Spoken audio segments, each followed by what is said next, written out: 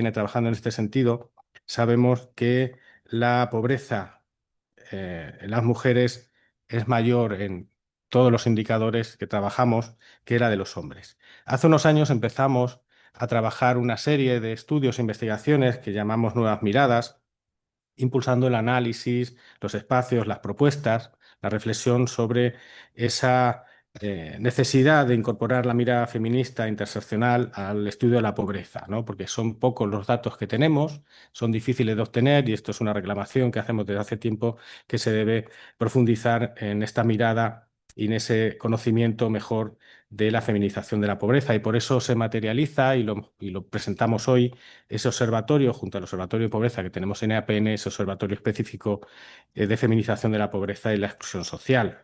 Sobre todo para poner un granito de arena desde nuestra organización en lo que es dar a conocer datos que den visibilidad o no sigan ocultando de alguna manera la desigualdad que viven millones de mujeres, porque hemos de recordar, y en estos días más, y continuamente, que las mujeres no son un colectivo, sino que representa aproximadamente el 50% de la población. Por tanto, esa mirada debe tenerse de forma más directa. Ya digo, además en un contexto muy polarizado y donde se están poniendo en cuestión derechos de las personas, derechos conquistados, pero en especial derechos de las mujeres, tanto a nivel internacional como a nivel europeo y estatal. Y esto no lo decimos solamente desde APN, sino que organismos como Naciones Unidas pues alertan de ese estancamiento global, de los avances en igualdad y cómo se van extendiendo diversos discursos que niegan las políticas de igualdad y que relativizan la violencia machista existente. Y por tanto, estamos en un momento de peligro de retroceso en los derechos adquiridos y en este sentido no hay mejor manera que combatirlo con datos y con lo que son datos y indicadores que son sólidos y que se pueden verificar. Por tanto, esta es un poco también la labor que desde APN intentamos hacer. La pobreza en España hace unos meses, hace poquito también, en octubre presentábamos la mirada a nivel autonómico de la situación de pobreza, pero decir que el 26,8% de las mujeres está en situación de pobreza y exclusión social. Esto significa que están 2 puntos por encima, perdón, de la pobreza de los hombres. Por tanto, la desigualdad, como yo digo, se recrudece en ese sentido. Y esta brecha es estructural, no desaparece ni aunque tengamos en unos ciclos de crecimiento económico positivos, ni en los de recuperación. Por tanto, esa pobreza es cronificada y permanente. Y también, bueno, pues hablamos mucho en muchas ocasiones de cómo se va transmitiendo entre generaciones y esa pobreza también, pues igual que se transmite la pobreza en general, la pobreza en las mujeres, la pobreza cuando hablamos de género también es sustancial.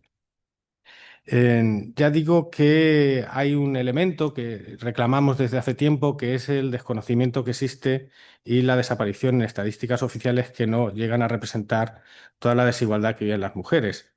Y por eso, en este informe, aparte de datos cuantitativos, también queremos ofrecer otros datos que escapan de esa mirada más estadística y que tiene que ver con las trayectorias personales, laborales, de la función de cuidados que no están remunerados, de las interrupciones y las quiebras profesionales en las carreras de las mujeres, de esa brecha salarial, de brecha de ingresos y en el impacto acumulado de esas desigualdades en la vejez. Si vemos, por ejemplo, la diferencia que hay en las pensiones que cobran las mujeres en la jubilación frente a la de los hombres, veremos que hay una gran desigualdad. Y el informe también que vamos a ver, y dentro del Observatorio de Feminización de la Pobreza, incorpora ese feminismo interseccional que consideramos fundamental para hacer un análisis serio y riguroso. Eh, ya que este enfoque lo que nos va a ayudar es a comprender por qué las desigualdades de género se sufren de forma diferenciada entre el conjunto de las mujeres. Y así vemos que cuando hablamos de pobreza, donde en una de las situaciones que se concentra mayormente, pues son, por ejemplo, en hogares monoparentales, que en el 80% son de mujeres, compuestas por mujeres. Y también en inmigrantes extracomunitarias que están en riesgo de AROPE, que representan un 55,5%. O cuando se une el género a la discapacidad, superando y alcanzando cifras superiores a la media. Y también nos ayuda a ver que no existe una sola experiencia de pobreza en las mujeres, sino múltiples formas de desigualdad que se refuerzan entre sí. Es decir, multiplican el efecto, la pobreza multiplica el efecto que tiene el género y el género multiplica el efecto que tiene la pobreza. Y por eso es importante esta mirada transaccional que decimos, interseccional, que decimos que es importante hacer. El papel de la mujer en el tema de cuidados, de la asunción de las tareas y del cuidado de las personas que componen el hogar, también, así como de los ascendientes y descendientes, también es importante, ¿no? Y esa desigualdad económica entre mujeres y hombres se va a sostener también esa desigualdad, distribución del tiempo y del trabajo de cuidados, porque vemos que la incorporación de la mujer al trabajo no es efectiva cuando, y no es real, cuando al final tienen que cubrir otros espacios o sufren el exceso de carga hacia los cuidados que no están remunerados. Por tanto, esto se va a traducir en excedencias, en reducciones de jornada, en esa parcialidad que es involuntaria, que es no deseada, pero que es al final donde recaen las mujeres esas situaciones y por tanto supone menores ingresos durante la vida laboral y, como ya he dicho antes, pensiones que son más bajas y que impiden una vida mejor o una situación de vida de unas condiciones más adecuadas. Y por tanto, esto es importante tenerlo en cuenta. El- la pobreza, hablábamos de pobreza y hablamos también de diversidad, y la pobreza no puede ser enfrentada de igual manera porque hay que atender a las situaciones y a las condiciones de las personas que la sufren. Y por tanto, la pobreza de las mujeres también es distinta y también debemos tener esta mirada, esas gafas de género a la hora de mirar la pobreza, ya que es más persistente, es más profunda y es más difícil de revertir si no se actúa de forma estructural. Y esto, cuando lo traducimos a políticas públicas, pues deben tener también ese contexto donde se trabaje combatir las diferentes desigualdades que sufren las mujeres y que para erradicar esa feminización de la pobreza. Ya para terminar esta introducción, que me estoy alargando, debemos combatir el contexto en el que se están cuestionando hoy día los derechos de las mujeres, ¿no? Y se están poniendo en duda, ya digo, lo que son los datos, se está poniendo esa mirada y esas evidencias que nos están dando que la situación de las mujeres es peor, que la pobreza es mayor en las mujeres y que se aunan toda esta serie de situaciones y condicionantes que hacen que la desigualdad crezca en género. Por tanto, lo que intentamos desde el observatorio y con estos informes, y ya decía antes, la colección de la serie de estudios de miradas, es poner dentro de nuestras capacidades una mirada más exacta, más concreta, más detallada sobre los datos que sufren de las mujeres que sufren pobreza y también, como no, y eso lo hacemos siempre desde APN, proponer propuestas que deban incorporarse y que deben tener en cuenta las personas que son tomadoras de decisión y de esa manera intentar revertir una situación que ya digo es estructural, es permanente y que cambia muy poquito o no cambia casi nada, incluso sufre retrocesos. Y yo por mi parte le doy las gracias en este pequeño papel de introducción que he tenido y ya doy la palabra, en este caso, a Alejandro Sanz, que es quien nos va a contar la parte importante, junto con Ruth, de propuestas de los datos que nos ofrece el informe. Muchas gracias, Alejandro. Gracias, José Javier. Bueno, en primer lugar, dar las gracias a todas y todos por los medios, por prestar atención al problema de la feminización de la pobreza. Como ha dicho José Javier, voy a mostrar los resultados de la investigación y para ello me voy a apoyar en una presentación que voy a compartir. Si lo consigo. Ahí creo que se ve. Bueno, decir que antes de empezar con la presentación, que este observatorio, aparte del informe que estamos presentando, y los resultados y propuestas que estamos presentando aquí, también hemos desarrollado una página web en la que se reúnen todos estos datos y en el que también hay un repositorio con distintas investigaciones y distintos artículos y material para que abordan el tema de la feminización de la pobreza y que, bueno, que es como buen observatorio, pues está vivo, iremos actualizando datos, incluyendo nuevas mediciones y incluyendo nuevos documentos y que se puede consultar a partir de hoy. Los datos que voy a presentar los hemos articulado de esta manera. Primero los principales indicadores de pobreza y exclusión, luego la brecha de género en el mercado laboral y luego la brecha de ingresos y finalmente las recomendaciones que hará mi compañera Ruth. Paso uy, a, a ver, ahí, al primer apartado, de los principales indicadores de pobreza y exclusión, que aquí.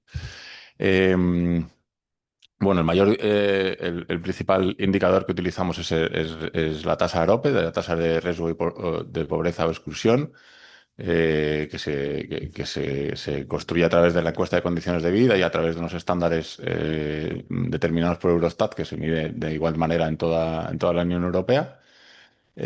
Como vemos en este gráfico, pues a lo largo de toda la serie el dato de mujeres es superior al de hombres, salvo en los momentos peores de la gran recesión, el año 2015, 2016, ahí están más ajustados. El dato de mujeres, que es del 26,8%, y que se sitúa cerca de 2 puntos por encima del dato de los hombres, prácticamente desde 2017, ese 26,8% significan 6,6 millones de mujeres. Lo que supone pues, unas 700.000 personas más que la tasa de hombres, que es del 24,8%. Em, aunque en el gráfico al principio, los primeros años, de 2014, 2015 y 2016, están muy ajustados, esto se debe más a una situación coyuntural del momento de la crisis, a una realidad mm, más constante, como vamos a ver en el siguiente gráfico. El indicador de la tasa de pobreza es el indicador que tiene más peso dentro de los componentes de la tasa AROPE. Se construye a través de los ingresos. Y lo que sí vemos que desde 2018, o sea, desde 2008, la línea verde, que es la tasa de pobreza de las mujeres, es mucho más estable y mucho más constante a lo largo de todos los años. Se sitúa siempre entre un 20 y un 22%, mientras que el dato de hombres oscila mucho más y como vemos, dio un gran repunte durante los peores años de la crisis, de la gran recesión, ¿no? Entonces, esto al final lo que viene a mostrarnos es que cuando se ha producido una reducción de esa brecha, no ha sido tanto porque la situación de las mujeres haya mejorado, como que la de los hombres ha empeorado y se ha igualado a la mala situación de las mujeres. Entonces, cuando se produce esa recuperación, llega de una manera mucho más acelerada o mucho más directa a los hombres que a las mujeres, que siguen en una situación pues bastante peor. Y como iremos viendo en el informe, pues es un problema que es de carácter estructural. Eh, Otro de los indicadores principales que es de la tasa AROPE, que es la carencia material y social severa, pues también por sexo vemos que entre las mujeres es superior a los hombres y de una manera constante van transcurriendo de una manera paralela a lo largo de los años. Em, este dato que viene tampoco dice mucho más allá de que sea mayor incidencia de la carencia material y social severa entre las mujeres. Lo que nos sirve para mostrar un problema de la medición de la encuesta de condiciones de vida. Voy a hacer una breve nota metodológica para explicar cómo funciona la encuesta de condiciones de vida, porque es uno de los problemas que encontramos en la medición de la feminización de la pobreza, que es el propio aparato estadístico. Bueno, vaya por delante que la encuesta de condiciones de vida es una herramienta súper útil, y súper valiosa, pero bueno, tiene sus carencias y sus lagunas, ¿no? Eh, brevemente, la encuesta de condiciones de vida se hace a través de un cuestionario que recoge información del hogar y un cuestionario que recoge información individual. De esa información recogida a nivel hogar y a nivel individual se hace un diagnóstico de todas las que se atribuye a todas las personas del hogar, independientemente de lo que ingresen o del uso que hagan de esos ingresos o de recursos o de los bienes y servicios de los que disponga el hogar, ¿no? Y esa situación se atribuye a todas las personas. ¿Qué pasa? Pues que si una persona concentra todos los ingresos y hace todo el uso que quiere de esos ingresos, aunque a nivel de encuesta de condiciones de vida, todas las personas del hogar tienen los mismos recursos, pero no todo el mundo está disfrutando de la misma manera. O si hay un coche en la casa que, que es uno de los elementos que se mide para construir la carencia material y social severa, pues que ese coche a nivel encuesta de condiciones de vida, todos los miembros del hogar disponen del coche, pero puede ser que solo haya una persona que haga uso de ese coche. Es un ejemplo que espero que sirva para ver un poco cómo la encuesta de condiciones de vida tiene una falla, que es atribuir esa misma realidad a todas las personas del hogar, ¿no? Y es lo que hemos venido a llamar la caja negra del hogar, de cómo hay elementos ahí que son un poco opacos. ¿Cuándo se ve bien esa diferencia entre hombres y mujeres a través de la AROPE? Pues cuando cogemos a los hogares unipersonales, ¿no? A los hogares en los que solo hay un hombre o solo hay una mujer, entonces ahí sí se ve claramente cómo esa discriminación y esa mayor probabilidad de caer en la pobreza o en la exclusión pues aumenta entre las mujeres, y la diferencia que antes veíamos a nivel general, que era de 2 puntos, cuando cogemos solo hogares unipersonales, la diferencia se va a 6,7 puntos y se dispara. Lo que nos habla al final de una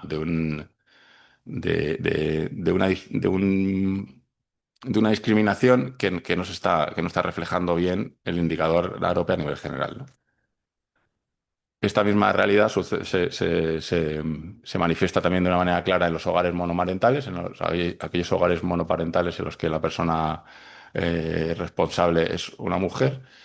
Y entonces solo hay una fuente de ingresos que además procede de una mujer, y vemos como pues todos los indicadores de pobreza y exclusión se duplican respecto a la población total, ¿no? O sea, al añadido de solo haber una fuente de ingresos la mayoría de las veces solo una fuente de ingresos para todo el hogar, se añade, como veremos más adelante, es que los ingresos de las mujeres pues son inferiores. Em, a lo largo del informe y también en la página web mostramos, como antes contaba José Javier, pues cómo el problema aumenta cuando concurren distintos factores que limitan el acceso a derechos o ingresos o apoyos, y vemos cómo la tasa de mujeres en situación de riesgo de pobreza pues se alcanza el 55% cuando se trata cuando además de mujer eres de nacionalidad extracomunitaria. Cuando además de mujer estás en desempleo, pues se dispara hasta el 54,3%. O cuando los niveles de estudios pues son más bajos, que afecta ya la tasa europea a más de un tercio de las mujeres. La idea un poco era mostrar cómo esa acumulación de factores de vulnerabilidad pues acaban incrementando ese riesgo de pobreza y de exclusión. Em, Vamos paso ahora a la parte del mercado laboral. Comentaba antes que el problema de los ingresos, que veremos a continuación, pero bueno, que al final mucha parte de esos ingresos tiene que ver con las trayectorias laborales de las mujeres, y unas trayectorias laborales que están muy condicionadas por las responsabilidades de cuidados no remunerados que tradicionalmente caen sobre las mujeres, y que han limitado su disponibilidad laboral, ¿no? Em, Muestro aquí la tasa de desempleo según sexo, que entre las mujeres es es mayor que entre los hombres a lo largo de toda la serie. Y de nuevo vemos cómo la brecha entre hombres y mujeres se estrecha durante la gran recesión, pero cuando llega el momento de recuperación, el descenso de la tasa de desempleo es mucho más acelerado entre los hombres que entre las mujeres, hasta que llega un momento que se estabiliza y esa brecha es constante, ¿no? Eh, Esta discriminación en el mercado laboral también se ve pues, en unas tasas más bajas tanto de actividad de ocupación, y lo que nos muestra pues, también como el desempleo como un factor de riesgo directo y como el mercado laboral pues al final discrimina más a las mujeres, como vamos a ir viendo, ¿no? Eh, Esa precariedad laboral que afecta más a las mujeres se ve claramente en este gráfico que muestra de toda la población que tiene una población empleada, que tiene una jornada parcial, pues 2 de cada 3 son mujeres. O sea, hay el triple de mujeres, o sea, la tasa de parcialidad es 3 veces mayor entre las mujeres que entre los hombres. Entre las mujeres es el 21,4%, que son 2,1 millones de mujeres, y entre los hombres es el 6,8%, que son 780.000, en torno a 780.000 hombres. Eh, claro, esto tiene que ver también en parte con lo que comentábamos antes de cómo los trabajos no remunerados eh, pues limitan el acceso a empleos de más calidad ah, para las mujeres, ¿no? Sí, esa tasa de parcialidad que comentaba antes, cuando se trata de mujeres en hogares, no muestro todos los datos que hay en el informe, pero estos datos que voy a comentar, si los incluyo en el informe, esa tasa de parcialidad, cuando se trata de hogares en los que hay menores, entre las mujeres aumenta del 21,4 que comentaba antes al 23,6. Y sin embargo, en esa misma situación, la tasa de parcialidad, cuando hay menores en el hogar, entre los hombres baja. O sea, que es curioso como, o sea, ilustra muy bien cómo esos trabajos no remunerados, que al final, y esas responsabilidades tradicionalmente son asumidas por las mujeres y son lo que limita su acceso en gran parte, como limita su acceso al mercado laboral o a unas condiciones de empleo pues, mejores, ¿no? Cuando, cuando se pregunta por estas razones por las que se tiene un empleo a tiempo parcial, la principal razón es porque no se ha podido encontrar un trabajo a jornada completa, tanto entre hombres como entre mujeres. Sin embargo, la segunda razón, o sea, cuando se trata de una parcialidad que no es deseada, la segunda razón entre las mujeres es el cuidado de menores, de personas adultas, enfermas, incapacitadas o mayores. Al final, pues, esos trabajos de cuidados no remunerados, ¿no? Sin embargo, entre los hombres, el principal motivo es seguir cursos de enseñanza o formación. Al final ahí se ve cómo penaliza este reparto de roles y de tareas, cómo penaliza o cómo beneficia a los hombres que siguen formándose, y lo cual beneficia su trayectoria laboral, mientras que a las mujeres, como al asumir estas tareas, su trayectoria laboral se ve interrumpida, y eso hace que tengan a la larga pues, menos cotizaciones y desembocará en lo que veremos más adelante como peores pensiones, además de otros elementos que se van sucediendo, ¿no? Este gráfico muestra cuántas mujeres se dedicaron durante el último año, todos los meses del año, a labores del hogar, cuidado y de menores, y viene a redundar un poco también en esa parcialidad involuntaria que es mayor entre las mujeres, que deriva en gran parte de la responsabilidad de los cuidados, y, y que incrementa su vulnerabilidad al reducir esas cotizaciones, como veíamos antes. Es verdad que desde 2009 esta tasa ha caído 10 puntos, pero claro, aquí lo llamativo es la diferencia entre hombres y mujeres, que bueno, pues es abismal, ¿no? Para cerrar la parte de mercado laboral, quería mostrar la distribución de hombres y mujeres por ocupación, por distintas categorías. La línea verde, pues como a lo largo de toda la presentación, son las mujeres, y la línea mostaza es la de los hombres. Están marcadas en un verde más oscuro aquellas ocupaciones que están pues feminizadas, en las que más de la mitad son mujeres. Vemos cómo en dirección y gerencia hay menos mujeres, solo un tercio, pero sí hay más pues, en técnicas, en posiciones, en técnicas y profesionales científicos e intelectuales, en equipo contable, servicios de restauración. O sea, los empleos que están feminizados muchas veces tienen que ver con servicios, ¿no? Y sobre todo en España, además, el sector servicios pues, es un sector de poco valor añadido, aunque bueno, puedes estar cambiando las cosas, pero es un sector de poco valor añadido y peor remunerado, ¿no? Mientras que los hombres pues, se concentran más aparte de dirección y gerencia, en empleos por el sector secundario y primario, en industria y ganadería y agricultura, ¿no? Esto tiene que ver con algo que mostraremos más adelante, porque esa feminización de esos empleos luego tienen distinto reconocimiento y distinta remuneración. Y eso lo veremos ahora en este apartado, que es el de la brecha de ingresos.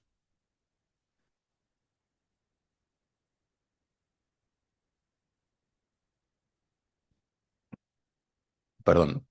Eh, Bueno, a través de los datos de la encuesta de estructura salarial del INE, mostramos el salario bruto mensual medio según sexo. Vemos cómo han sido más elevados los de los hombres que los de las mujeres a lo largo de toda la serie.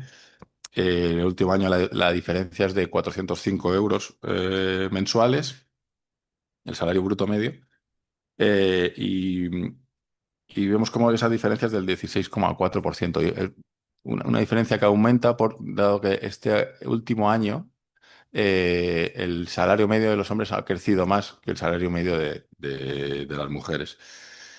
Eh, Todo esto pues tiene que ver con lo que hablábamos antes de la calidad del empleo de las mujeres, pues todo el tema de empleos más precarios, más desempleo, el efecto del suelo pegajoso, jornadas más cortas, menos oportunidades de promoción, menor retribución por un mismo perfil, y por arriba también pues el techo de cristal que, como veíamos también, en una menor presencia en puestos directivos, que al final redunda en menos puestos de poder y de toma de decisiones, ¿no?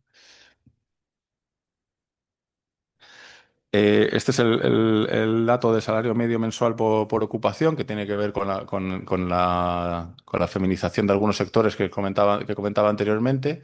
Las barras marcadas en verde son los sectores que están feminizados, y vemos como donde se dan unos salarios más bajos es donde es más verde hay, ¿no? En servicios de salud y cuidado personal, o en servicios de restauración y comercio, pues lo que comentábamos antes, que esa segregación ocupacional se concentra en los tramos de menos ingresos, ¿no? Y esto muchas veces también hay que matizar, que no es una cuestión de falta de cualificación, sino de empleos que son pues o peor valorados, ¿no? Y que son precisamente los que son ocupados muchas veces o en mayor medida por las mujeres. Eh, Toda esta trayectoria laboral que hemos ido viendo, de mayor discriminación, mayor trayectorias más interrumpidas, mayor parcialidad, mayor tasa de desempleo, al final redunda en menos cotizaciones, y provoca que cuando se llega a la edad de jubilación, pues las pensiones medias mensuales de las mujeres sean más bajas que las de los hombres. tanto entre hombres y mujeres ha aumentado a lo largo de todos los años, pero si vemos en la línea de puntos, lo que nos marca es el umbral de pobreza y vemos como la pensión media, la pensión contributiva media de las mujeres se sitúa siempre en torno a la tasa, al umbral de pobreza, ¿no? Y como, como, al igual que los salarios, pues la pensión de los hombres ha aumentado de una manera más rápida, ¿no? Entonces, al final, lo que sucede es que se reproduce en la etapa poslaboral, pues las desigualdades acumuladas durante décadas de empleo, ¿no? Y por último, también voy a mostrar datos de las pensiones no contributivas, que son pues, la base más baja del sistema de protección social. Y como pues, cerca de 3 de cada 4 personas que reciben una pensión no contributiva son mujeres, ¿no? Eh, eh, y como esas pensiones contributivas, en el gráfico de la derecha lo vemos, en la línea verde, como esas pensiones contributivas son unos ingresos muy bajos, inferiores incluso al umbral de la pobreza severa, ¿no? O sea, que es un sistema cuyo objetivo es garantizar un nivel mínimo de ingresos a quienes no han cotizado lo suficiente, pues ese nivel mínimo de ingresos no es suficiente para salir de la pobreza, ¿no? Son unos ingresos que son insuficientes para asegurar unas condiciones de vida digna. Fruto también, al final, recurrir a estas pensiones no contributivas en muchas ocasiones es a esa falta de cotizar lo suficiente a lo largo de la vida, que debe de todo lo comentado anteriormente, de la situación del mercado laboral y de, y de- y del reparto de roles existentes. Y hasta aquí la presentación de resultados. Voy a dar la palabra a mi compañera Ruth Caravantes, que va a presentar las recomendaciones. Bueno, pues buenos días y gracias a todas y todos por acudir hoy a este desayuno con periodistas, que tenemos muchas ganas de presentaros los resultados. En EAPN las investigaciones, hacemos investigación social, hacemos investigación aplicada, porque el objetivo es generar conocimiento para transformar la realidad que estamos investigando. Por eso la parte de recomendaciones que nace ¿no? como de una discusión a partir de ver los datos, siempre forma parte de las presentaciones que hacemos. En este sentido de este observatorio, de este informe, queremos hacer propuestas en 3 ámbitos. Uno de ellos es el diagnóstico y el análisis de la feminización de la pobreza y de la pobreza en general. El diseño de políticas públicas, especialmente todas las que tienen que ver con la garantía de los derechos sociales.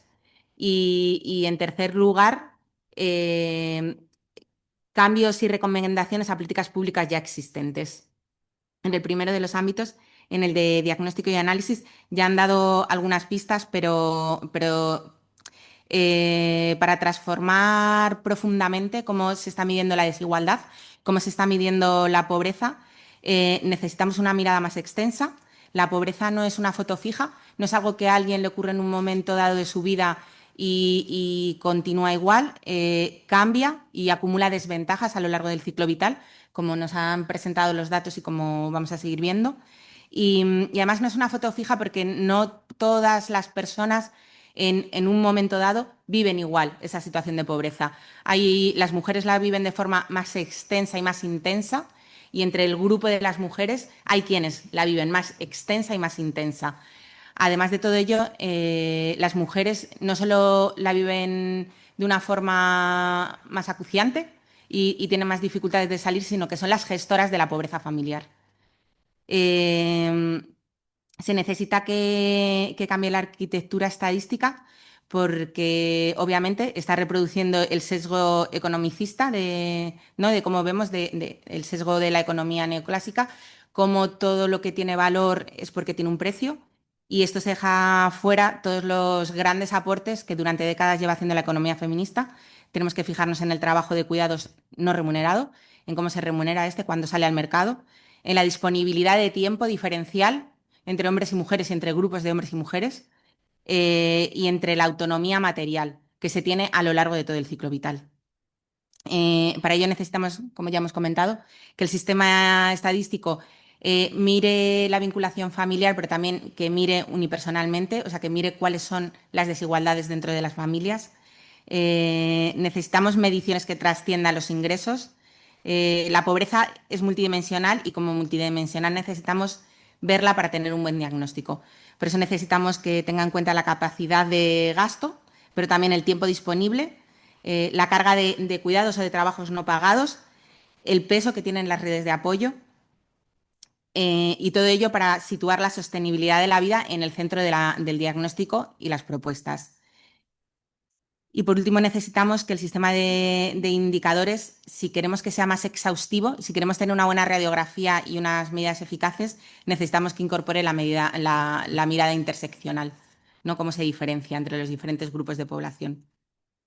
En cuanto al diseño de políticas públicas, el segundo gran bloque, todas las políticas públicas deberían de avanzar en la integración del mainstreaming de género, de la transversalidad de género, durante todo el ciclo de las políticas, esto es, durante el diagnóstico, la ejecución y la evaluación.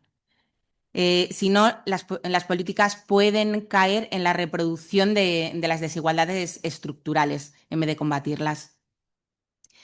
Necesitamos situar el diseño de las políticas dentro de un marco de la economía feminista que tenga la sostenibilidad de la vida en el centro. Y para ello tenemos que tener en cuenta, como hemos mencionado, el reparto de tiempos, la organización social de los cuidados y cómo avanzamos hacia otra organización social de los cuidados más comunitaria, más compartida, y la penalización histórica que ha tenido el trabajo reproductivo. En cuanto al tercer gran bloque de propuestas a políticas públicas, especialmente aquellas que tocan los derechos sociales, vamos a mencionar 8. La primera de ellas es creemos en la necesidad de diseñar un sistema público de cuidados. Se empezó a debatir, quedó integrado dentro de las estrategias, pero creemos que hay que avanzar en este diseño en este diseño de un sistema público de los cuidados que esté basado en la corresponsabilidad social. Como personas, seres humanos, necesitamos cuidados durante toda la vida. Por ello necesitamos que el sistema de cuidados público no se centre solo, aunque se necesite centrar en la infancia, no en niños, niñas y adolescentes y en la vejez, sino durante todo el ciclo vital se necesitan cuidados. Este sistema ha de ser público, ha de ser universal y ha de garantizar tanto los derechos de las personas que cuidan como los derechos de las personas a ser cuidadas. Esto, por supuesto, sin penalización económica, laboral o vital a las mujeres. Se necesita asegurar una redistribución del cuidado que esté equilibrada entre la comunidad, la familia, las políticas de Estado y también las empresas, ¿no? La parte privada, que también tiene parte de la solución, con permisos igualitarios, flexibilidad regulada, obligada conciliación o una batería de propuestas que ya estaban sobre la mesa.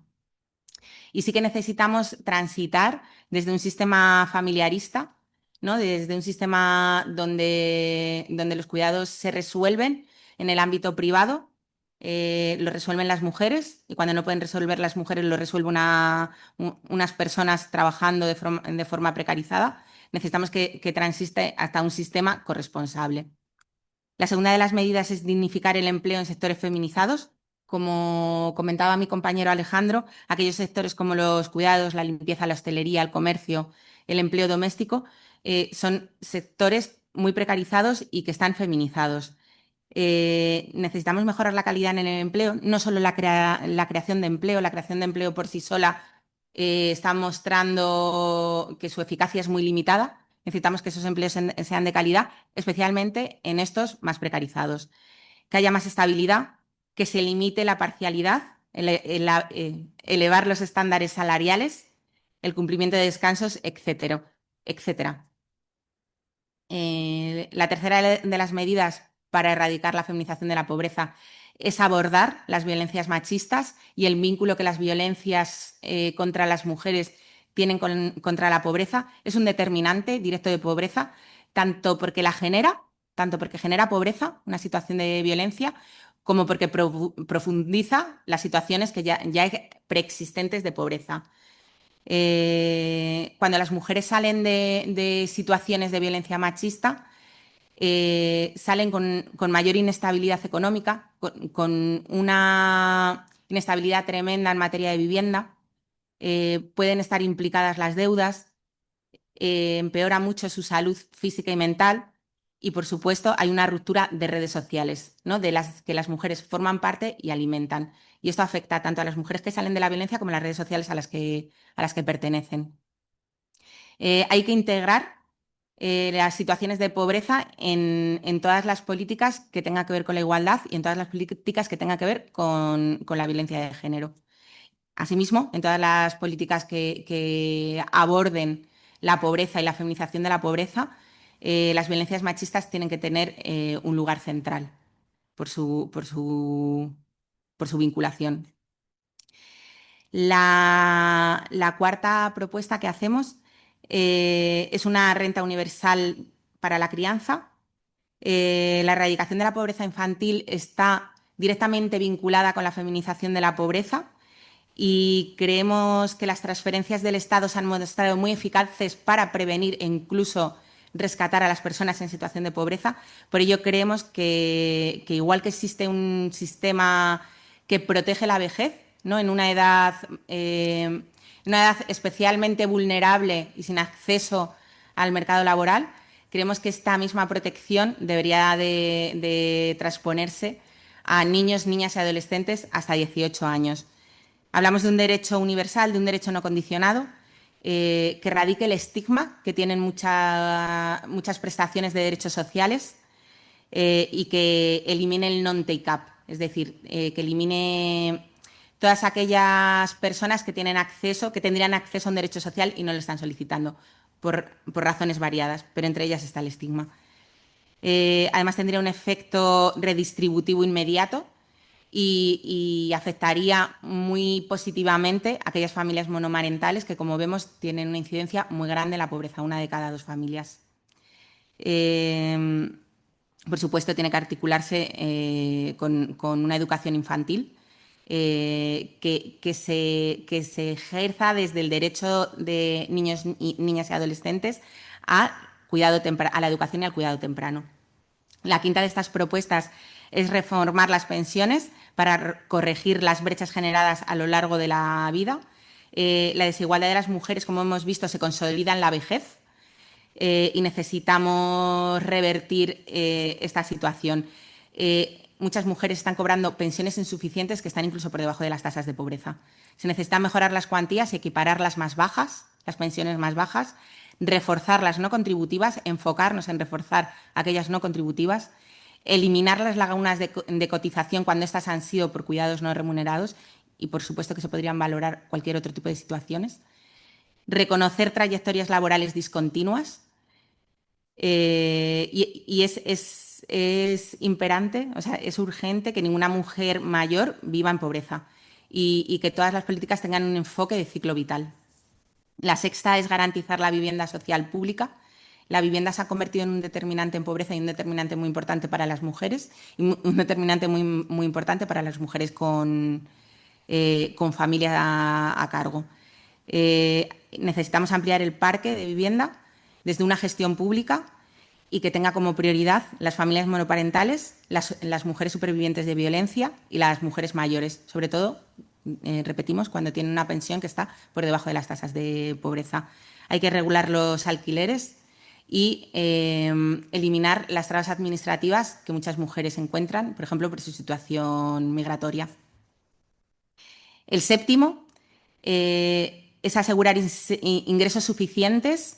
Necesitamos una complementariedad entre el ingreso mínimo vital, además de mejorar las políticas por sí, y las rentas autonómicas. Necesitamos dar esa fuerza a las rentas autonómicas para que se complementen y abarquen tanto el riesgo de pobreza como la pobreza severa.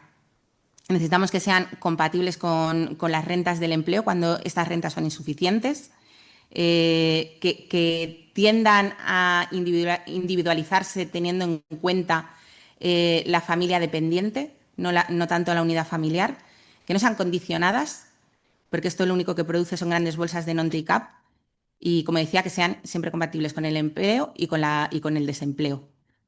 Y por último, necesitamos avanzar en los derechos de las mujeres migrantes, reconocer y proteger los derechos de las mujeres migrantes, tener un proceso migratorio a tus espaldas. Te dan muchas papeletas para estar en situación de pobreza, tanto en el momento presente como en la vejez, ¿no? Como esto, como vemos, desemboca en todo el ciclo vital. Necesitamos que se haga frente a la ILP de regularización que hay en el Congreso. Necesitamos proteger de abusos y explotación laboral a las mujeres migrantes y necesitamos un urgente acceso al empadronamiento. Y con esto yo cierro y queríamos dejar y dar lugar 10 minutos a preguntas. Muchas gracias.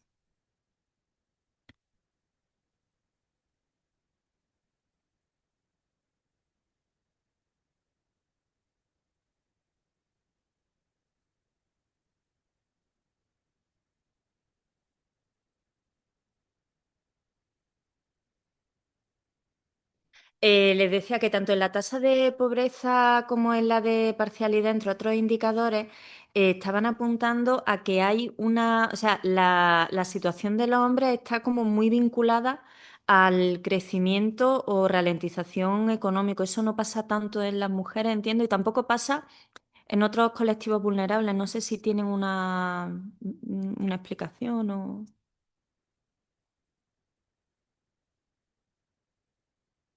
El micro. Lo siento. Mi micro.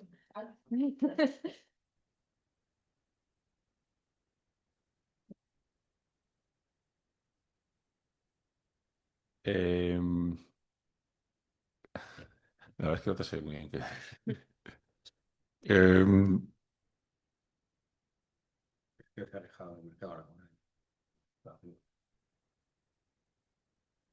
sí, como que su- al final, esos altibajos entre hombres, el aumento de los hombres tenía mucho que ver con la destrucción de empleo durante los años de la gran recesión, también sospecho que por la destrucción de empleo que se dio en muchos sectores que estaban más masculinizados, ¿no? En el caso de la Gran Recesión tuvo mucho que ver con la construcción también, aunque luego eso redundaba en servicios por impacto o daño colateral, ¿no? Y al final, pues esa dependencia mayor del empleo, esa esa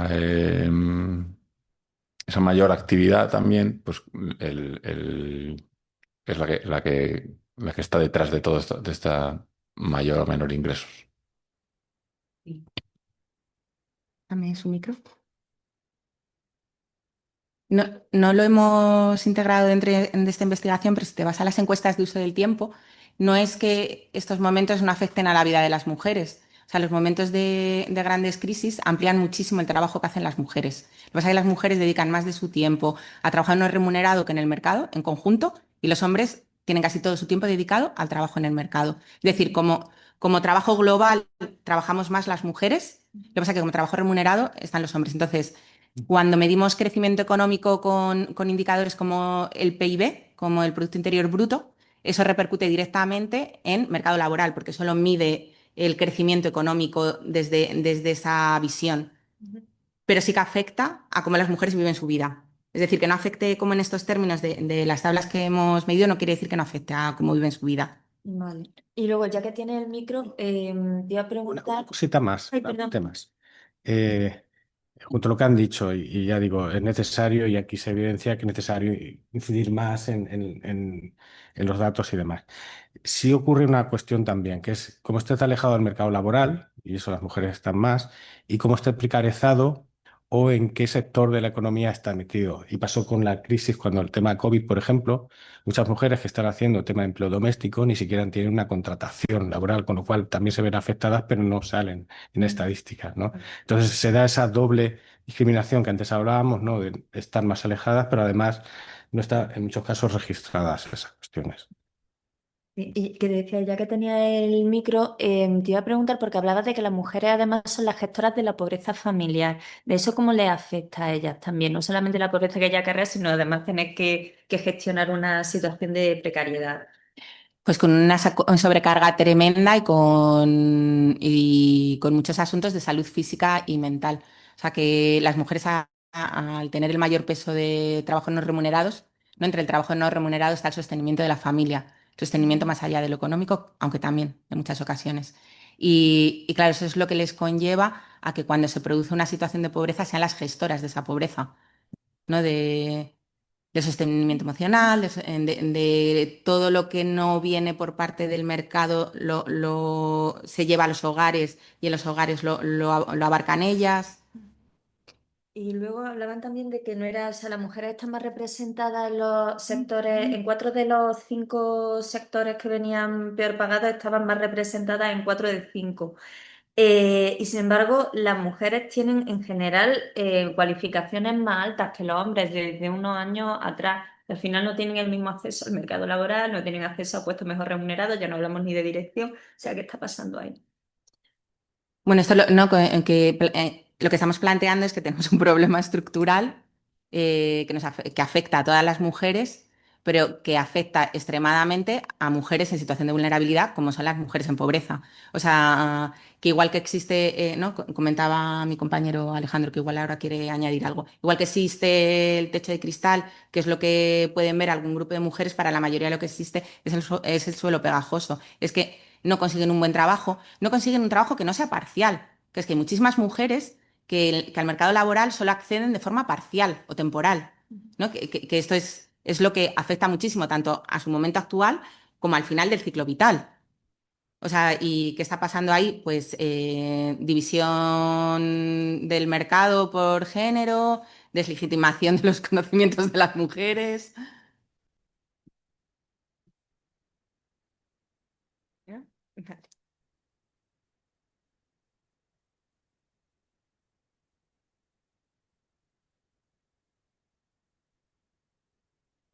Si no hay más preguntas, cerramos.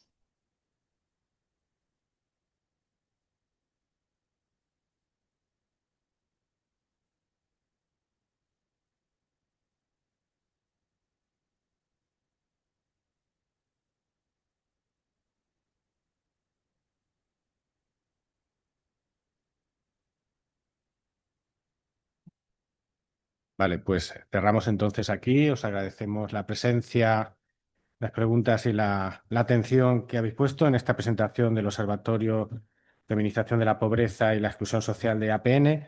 Deciros que continúa la jornada de hoy de presentación en una segunda parte que tendremos en el Instituto de las Mujeres con un foro ciudadano en el que haremos un diagnóstico sobre las políticas de igualdad en España y de hecho tendremos una mesa de debate sobre propuestas relacionadas con la feminización de la pobreza en el que tendremos la participación de representantes del Consejo de Brecha de Género, del Instituto de las Mujeres y de APN. Muchas gracias y buen día.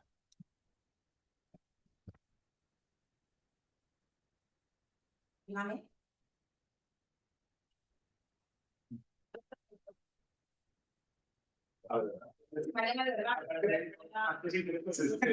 Me llaman propaganda, pero como estamos con otros eventos, digo, a ver si